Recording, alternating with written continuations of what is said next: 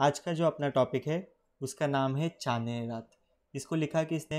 मैथिली शरण गुप्त ने। तो देखते हैं इस चांदनी रात जो पोयम है इसके अंदर मैथिली शरण गुप्त ने किसके बारे में हमको बताया। प्रस्तुत खंड काव्य में चांदनी रात का मनोहारी वर्णन सुंदर शब्दों में चित्रित किया है। तो प्रस्तुत जो कविता है, जो खंड काव्य है, इसके अंदर मैथिली शरण गुप्त ने चांदनी रात के बारे में हमको बताया।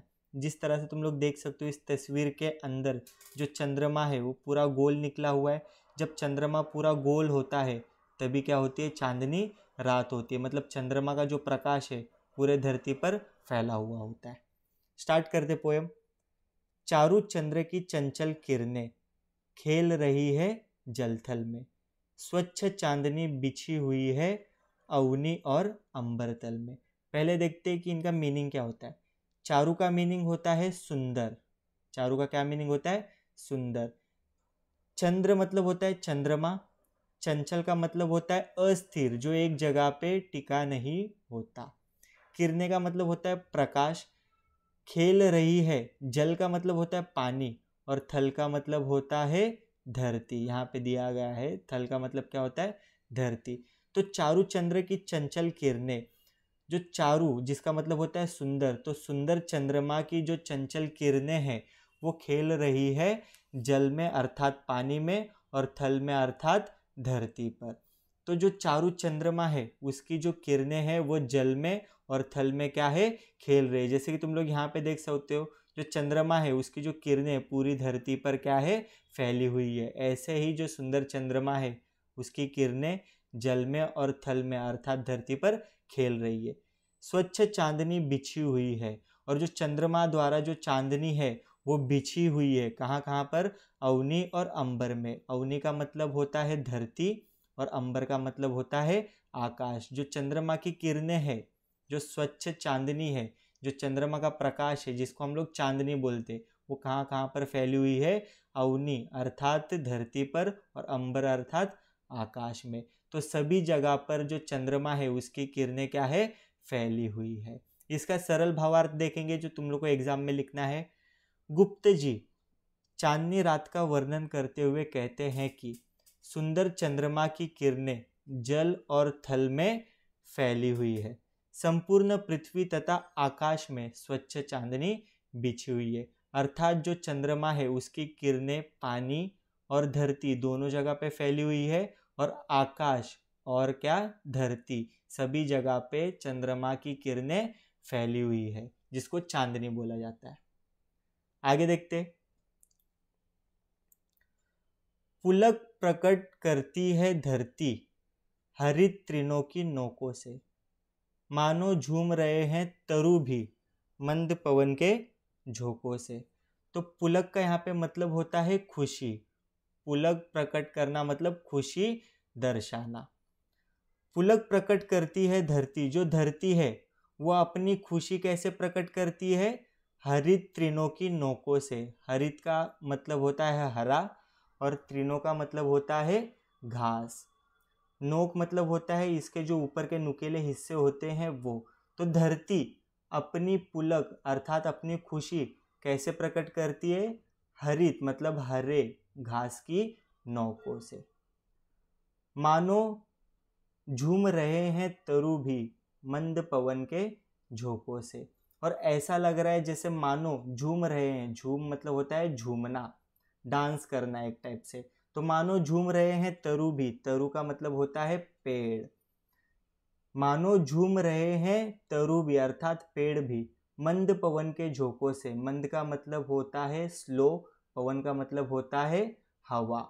उनके झोंकों से, मंद हवा से ऐसा लग रहा है जैसे मानो जो तरु है, जो पेड़ है, वो भी क्या कर रहे? झूम रहे हैं। पुलक प्रकट करती है धरती, तो जो धरती है अपनी खुशी कैसे प्रकट करती है? हरित तृणों के नोकों से अर्थात जो घास है उसके नुकीले हिस्सों से। और ऐसा लग रहा है मानो जैसे तरु अर्थात जो पेड़ है, जो वृक्ष है, वो भी मंद पवन के झोंकों से झूम रहे हैं। इसका सरल अर्थ देखेंगे। पृथ्वी हरी हरी घास की नोकों के माध्यम से अपनी खुशी प्रकट करती रही है। ऐसा लगता है मानो पेड़ भी मंद मंद हवा के झोंकों से झूम रहे हैं। अगर तुमको एग्जाम में ये आ जाए और इसका तुमको भावार्थ पूछा जाए तो तुम लोग सरल अर्थ ये वाला लिख देना। देखते आगे देखते। क्या ही स्वच्छ चांदनी है यह, और चंद्रमा जो है पूरे आकार में, अपने गोल आकार में, तो उसकी जो चांदनी है, उसकी जो रोशनी है पूरे धरती पर, पूरे आकाश में फैली हुई है। और ये जो रोशनी है पूरी क्या है, स्वच्छ और एकदम साफ है। क्या ही स्वच्छ चांदनी है यह, तो ये जो चांदनी है, जो प्रकाश है चांद का, वो क्या है, पूरा स्वच्छ है क्या ही निस्तबंद निशा, निस्तबंद का मतलब होता है सन्नाटे से भरी, और निशा का मतलब होता है रात। तो ये जो रात है, ये जो निशा है पूरी निस्तबंद है, अर्थात सन्नाटे से भरी हुई है। ये जो रात है इसमें चंद्रमा पूरा निकला हुआ है और इसकी जो रोशनी है पूरी स्वच्छ है, और जो निशा है, जो रात है, ये पूरी सन्नाटे से भरी हुई है। निस्तबंद का मतलब होता है सन्नाटे से भरी हुई। हे स्वच्छंद सुमंद गंध वह, स्वच्छंद का मतलब होता है स्वतंत्र, एकदम फ्रीली, जिस पर किसी का दबाव ना हो। हे स्वच्छंद सुमद गंध, सुमद मतलब होता है मंद मंद, एकदम स्लो, और गंध वह का मतलब होता है हवा। गंध वह का मतलब क्या होता है, हवा। निरानंद है कौन दिशा, निरानंद का मतलब होता है आनंद रहित, मतलब जो आनंद से भरा हुआ रहता है, ऐसे। तो स्टार्ट करते बेटा, फिर से एक बार एक्सप्लेन करता हूँ। क्या ही स्वच्छ चांदनी है यह, जो चंद्रमा है वो पूरी तरह से निकला हुआ है, चांदनी रात है, तो जो चांदनी है वो पूरी तरह से क्या है, स्वच्छ है क्या ही निस्तबंद निशा, और ये जो निशा है, ये जो रात है पूरी कैसे, निस्तबंद है, एकदम सन्नाटे से भरी हुई है, एकदम खामोश है। हे स्वच्छंद सुमंद गंध वह, और जो सुमंद है मतलब जो मंद मंद है, मंद मंद गति से जो गंध वह, जो हवा है, वो स्वतंत्रता से क्या हो रही है, बह रही है। स्वच्छंद का मतलब होता है स्वतंत्र, तो स्वतंत्रता से, मंद मंद गति से, गंध वह मतलब जो हवा है वो क्या हो रही है, बह रही है। निरानंद है कौन दिशा, तो ऐसी कौन सी दिशा है जो निरानंद है, मतलब आनंद रहित है। इसका अर्थात है सभी दिशा में क्या हो रहा है, आनंद उत्पन्न हो रहा है। इसका सरल अर्थ देखेंगे। दूर दूर तक चांदनी फैली हुई है, जहाँ तक भी हमारी नज़र जाए चांदनी रात में, वहाँ तक क्या है, चांदनी फैली हुई है। वह बहुत ही साफ दिखाई दे रही है, जो चंद्रमा की चांदनी है, चंद्रमा की जो रोशनी है पूरी तरह से क्या दिखाई दे रही है, साफ दिखाई दे रही है। रात सन्नाटे से भरी है, और जो रात है चांदनी रात, वो सन्नाटे से भरी हुई है, इसमें किसी भी तरह की आवाज़ नहीं हो रही, कोई आवाज़ नहीं हो रही। वायु स्वतंत्र चाल से मंद मंद बह रही है, और जो वायु है वह स्वतंत्र चाल से, उस पर किसी का दबाव नहीं है, और वह स्वतंत्र चाल से मंद मंद गति से बह रही है। इस समय कौन सी दिशा है जो आनंद नहीं ले रही, और सिंपल सी बात है, सभी दिशा क्या ले रही है, इस चांदनी रात का आनंद ले रही है, और सभी दिशा में मंद मंद गति से स्वतंत्र चाल में हवा बह रही है, अर्थात सभी दिशाएं इस सुंदरता से आनंदित हो रही है। और जितने भी दिशाएं हैं वो सभी दिशाएं हमारे पृथ्वी की, वो क्या कर रही है, सुंदरता का आनंद ले रही है। आगे देखते। बंद नहीं अब भी चलते हैं नियति नटी के कार्यकलाप, पर कितने एकांत भाव से, कितने शांत और चुपचाप। तो इसमें यह बताया गया है कि जो हमारी प्रकृति है, जो हमारा नेचर है, वो रात के समय भी, चांदनी रात के समय भी अपना काम बिना कुछ बोले चुपचाप करते जा रहे हैं। नियति का मतलब, नियति नटी का मतलब होता है प्रकृति, और कार्यकलाप का मतलब होता है काम। एकांत का मतलब होता है सुनसान, बिना कुछ बोले एकदम शांत। बंद नहीं अब भी चलते हैं नियति नटी के कार्यकलाप, और हमारा जो नेचर है, वो नेचर का काम अभी रुका है क्या, रात को चांदनी रात है फिर भी नेचर अपना काम करते जा रही है। पर कितने एकांत भाव से, एकांत मतलब सुनसान, बिना किसी के, और जो हमारी प्रकृति है वो एकांत भाव से, अकेलेपन से अपना जो काम है वो शांत और चुपचाप करते जा रही है। इसका सरल अर्थ देखेंगे। सन्नाटे से भरी चांदनी रात में भी नियति नामक शक्ति अपना कार्य संपन्न कर रही है। तो सन्नाटे की चांदनी रात है, इसमें भी जो नियति है, हमारी जो प्रकृति है, वो अपना कार्य संपन्न अर्थात पूरा कर रही है।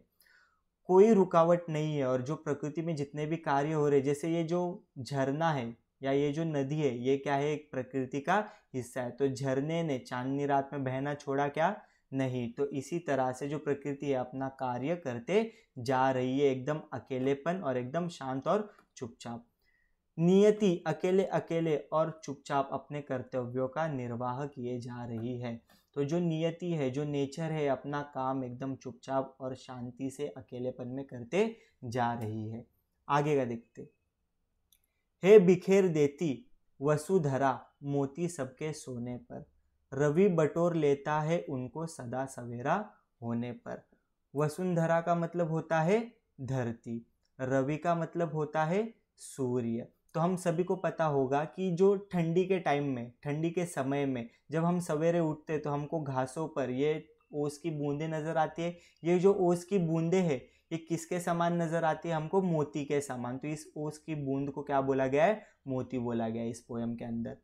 हे बिखेर देती वसुंधरा, तो वसुंधरा मतलब क्या होता है, पृथ्वी जो हमारी धरती है वो बिखेर देती है मोतियों को, अर्थात ओस की बूंदों को सबके सोने पर। और हम सब मनुष्य जब सो जाते रात को, तो ये जो धरती है वो क्या करती है, बिखेर देती है मोती हम सबको सोने पर। रवि बटोर लेता है, रवि का मतलब होता है सूर्य, और सूर्य जब सुबह निकलता है, रवि बटोर लेता है उनको सदा सवेरा होने पर। और सुबह होते ही जो सूर्य है इन ओस की बूंदों को, जो मोती समान है, इनको क्या कर लेता है, बटोर लेता है।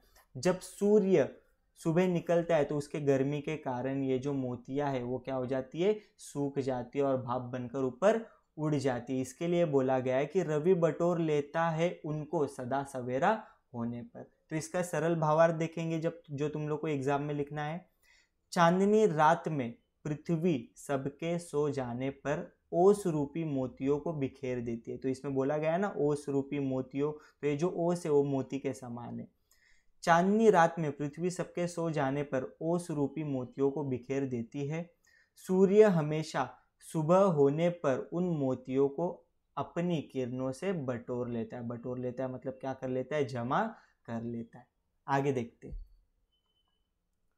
और आरामदायिनी अपनी संध्या को दे जाता है। और सूर्य जब जाता है, सूर्य देखो यहाँ पे अस्त हो रहा है, तो जो वातावरण है, जो हमारा आकाश है, उसका कलर कैसा हो गया है, एकदम सावला सा हो गया है। तो इसी के बारे में ये जो तस्वीर है, इसी के बारे में इसके अंदर बताया गया है। जब सूर्य अस्त होता है तब। और आरामदायिनी, आरामदायिनी का मतलब होता है आराम देने वाली। और आरामदायिनी अपनी संध्या को दे जाता है। संध्या का मतलब होता है शाम। विरामदायिनी, सॉरी ये क्या है, विरामदायिनी। और विरामदायिनी अपनी संध्या को दे जाता है। और जो विरामदायिनी है इसका मतलब होता है आराम देने वाली, संध्या का मतलब होता है शाम। जब सूर्य अस्त होता है तो वो क्या करता है, अपनी संध्या को, अपनी शाम को क्या कर देता है, विरामदायिनी अर्थात आराम देने वाली बना जाता है। शून्य श्याम तनु जिससे उसका नया रूप झलकता है। शून्य का मतलब होता है आकाश, और आकाश को श्याम तनु, श्याम तनु का मतलब क्या होता है, सावला रंग। शून्य मतलब होता है आकाश और श्याम तनु का मतलब होता है सावला शरीर। तो जो आकाश है उसको सूर्य अस्त होने से पहले श्याम तनु दे जाता है, अर्थात सावला शरीर दे जाता है, और उससे उसका नया रूप छलकता है। और आकाश का नया रूप इसमें क्या होता है, छलकता है, अर्थात दिखाई देता है। इसका सरल भावार्थ देखेंगे। सूर्य अस्त होने से पहले ही वह आराम प्रदान करने वाली शाम देकर चला जाता है। तो सूर्यास्त होने से पहले आराम देने वाली, प्रदान करने वाली शाम हमको देकर चले जाता है। मानो आकाश को सावला शरीर देकर वह अपना नया सा रूप झलका जाता है। और जो सूर्य है वो अस्त होने से पहले आसमान में जो आकाश है उसको नया रूप दे जाता है, जो कि कैसा होता है, एकदम सावला होता है। आगे देखते। अभी यहाँ पे तुम लोग को चित्र में नजर आ रहा होगा एक घास की क्या है, कुटिया है। वो भी कहाँ पे है, चांदनी रात में। तो देखते बेटा, पंचवटी की छाया में है सुंदर पर्ण कुटीर बना। तो पंचवटी का मतलब होता है, पंच मतलब होता है 5 और वटी का मतलब होता है पेड़, तो पंचवटी का पूरा मीनिंग क्या होएगा? 5 पेड़। तो 5 पेड़ की छाया में है, मतलब पंचवटी की छाया में है सुंदर अर्थात एकदम अच्छी पर्ण कुटीर। पर्ण कुटीर का मतलब होता है पत्तों की कुटिया। यहाँ पे तुमको नजर आ रही होगी कि ये जो घास है उससे क्या बनाई गई है? झोपड़ी बनाई गई है। तो इसको क्या बोलेंगे? पर्ण कुटीर। पंचवटी की छाया में है, मतलब 5 पेड़ों की छाया में है एक सुंदर पर्ण कुटीर, एक पत्तों की सुंदर कुटिया। उसके सम्मुख स्वच्छ शिला पे, और जो कुटिया है उसके सम्मुख, सम्मुख अर्थात उसके सामने, तो ये जो कुटिया है उसके सामने स्वच्छ शिला पर, स्वच्छ मतलब होता है साफ, साफ शिला पर मतलब अर्थात जो एकदम क्लीन हो, ऐसे चट्टान पर, ऐसे पत्थर पर एक धीर वीर निर्भीक मना, और एक धीर वीर मतलब जो किसी से डरता ना हो, और निर्भीक मतलब भी जो किसी से डरता ना हो, एक धीर वीर निर्भीक मना, एक धीर व्यक्ति जो एक योद्धा है वो एक स्वच्छ शिला पर बैठा हुआ है। एक बार फिर से देखते हैं। पंचवटी की छाया में है सुंदर पर्ण कुटीर बना, तो 5 पेड़ों की छाया में एक कुटिया बनी है सुंदर पत्तों की। उसके सम्मुख स्वच्छ शिला पर, और उसके सामने साफ शिला पर मतलब एकदम साफ जो कि एकदम क्लीन है, उस पत्थर पर एक धीर वीर निर्भीक मना, एक जो निर्भय जिसके अंदर डर ना हो ऐसा व्यक्ति, मन वाला व्यक्ति उस शिला पर बैठा हुआ है। इसका सरल अर्थ देखेंगे। कवि कहते हैं कि पंचवटी की घनी छाया में पत्तों की एक सुंदर कुटिया बनी हुई है। इस कुटिया के सामने एक स्वच्छ तथा विशाल पत्थर पड़ा हुआ है। इस कुटिया के सामने क्या है? एक स्वच्छ पत्थर। उस पत्थर के ऊपर निर्भय मन वाला पुरुष बैठा है, और उस पत्थर के ऊपर निर्भय मन वाला जो किसी से डरता ना हो ऐसे मन वाला पुरुष उसके ऊपर बैठा है। आगे देखते। तो ये जो व्यक्ति है सभी को आश्चर्य होगा कि ये क्यों जाग रहा है, तो इसके बारे में हम देखेंगे। जाग रहा यह कौन धनुर्धर, धनुर्धर का मतलब होता है धनुष्बाण चलाने वाला।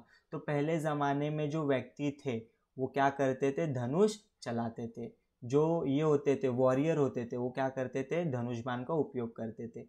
जाग रहा यह कौन धनुर्धर जबकि भुवन भर सोता है। भुवन का मतलब होता है संपूर्ण संसार, पूरी दुनिया।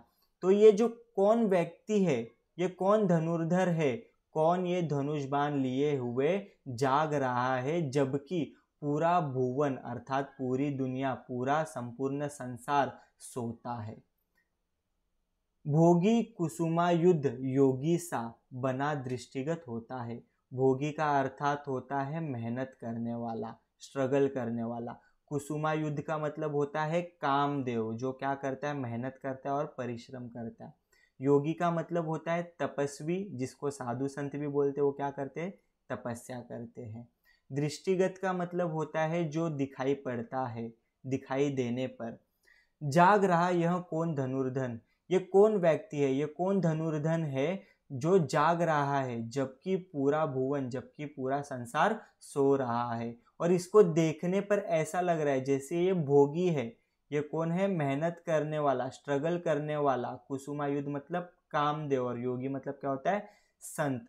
तो इसको देखने पर, दृष्टिगत होता है मतलब इसको देखने पर ऐसा लग रहा है कि ये कोई स्ट्रगल करने वाला, मेहनत करने वाला कामदेव, योगी सा, तपस्वी सा उस पत्थर के ऊपर बैठा है। इसका सरल अर्थ देखेंगे।